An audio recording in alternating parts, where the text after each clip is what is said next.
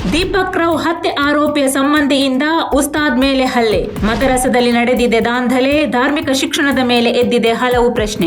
ಮಸೀದಿಗೆ ಏಕಾಏಕಿ ನುಗ್ಗಿ ಧರ್ಮಗುರುವಿನ ಮೇಲೆ ಹಲ್ಲೆ ನಡೆಸಿ ಬಹಿರಂಗವಾಗಿ ಕೊಲೆ ಬೆದರಿಕೆ ಹಾಕಿದ ಪ್ರಕರಣವೊಂದು ಸುರತ್ಕಲ್ನ ಕೃಷ್ಣಾಪುರ ಭಾಗದ ತ್ವಯ್ಬಾ ಮಸೀದಿಯಲ್ಲಿ ನಡೆದಿದ್ದು ಭಾರೀ ಉದ್ವಿಗ್ನತೆ ಸೃಷ್ಟಿಸಿದೆ. ಮದರಸದಲ್ಲಿ ಧಾರ್ಮಿಕ ಶಿಕ್ಷಣ ನೀಡುತ್ತಿದ್ದ ಸಮಯದಲ್ಲಿ ಮಗುವಿಗೆ ಹೊಡೆದಿದ್ದಾರೆ ಎಂಬ ಆರೋಪದ ಮೇಲೆ ಮಗುವಿನ ತಂದೆ, ತಾಯಿ ಮತ್ತು ಕುಟುಂಬಸ್ಥರು ಸೇರಿ ಮಸೀದಿಗೆ ನುಗ್ಗಿ ಉಸ್ತಾದರ ಮೇಲೆ ಮಾರಣಾಂತಿಕ ಹಲ್ಲೆ ನಡೆಸಿದ್ದು ಮುಸ್ಲಿಂ ಸಮುದಾಯದ ಭಾರೀ ಆಕ್ರೋಶಕ್ಕೆ ಕಾರಣವಾಗಿದೆ. ಆದರೆ ಈ ಪ್ರಕರಣದಲ್ಲಿ ಮತ್ತೊಂದು ಕುತೂಹಲಕಾರಿ ಅಂಶ ಬಹಿರಂಗವಾಗಿದ್ದು, ದೀಪಕ್ ರಾವ್ ಹತ್ಯೆಯ ಆರೋಪಿಯ ಸಂಬಂಧಿಯೇ ಉಸ್ತಾದ್ ಮೇಲೆ ಹಲ್ಲೆ ನಡೆಸಿದ್ದಾನೆ ಎನ್ನಲಾಗುತ್ತಿದೆ.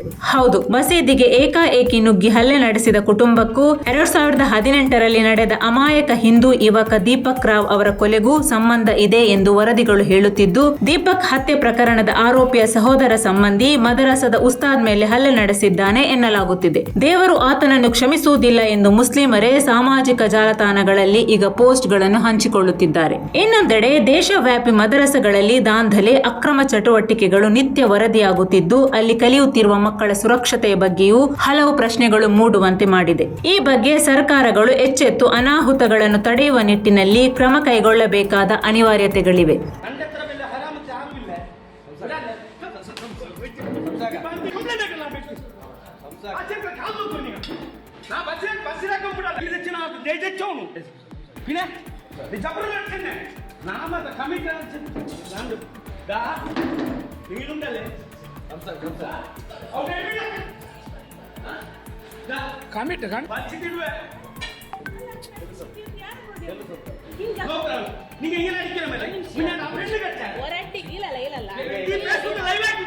ಇಲ್ಲ